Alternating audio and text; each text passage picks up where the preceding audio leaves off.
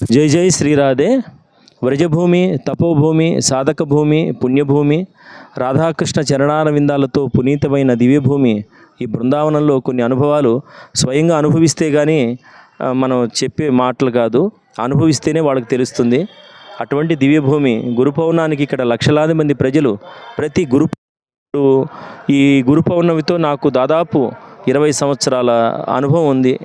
దాదాపు నా వయసు 20 సంవత్సరాలు వచ్చే సమయానికి ఈ బృందావనంతో నాకు సంబంధం ఏర్పడింది.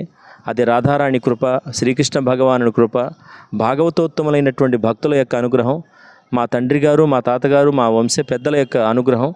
అటువంటి ఈ భక్తిధామంతో అనుభవం, ఆ సంబంధం కలగటమే చాలా గొప్ప విషయం.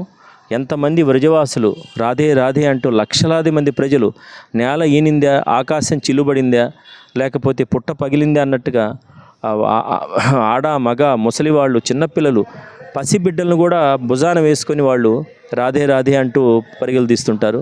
కొంతమంది సాష్టాంగ ప్రణామం చేస్తూ ఇలా పడుకొని మళ్ళా లేచి మళ్ళా పడుకొని, మళ్ళా లేచి మళ్ళా పడుకొని అట్లా కొండ చుట్టూ తిరుగుతుంటారు.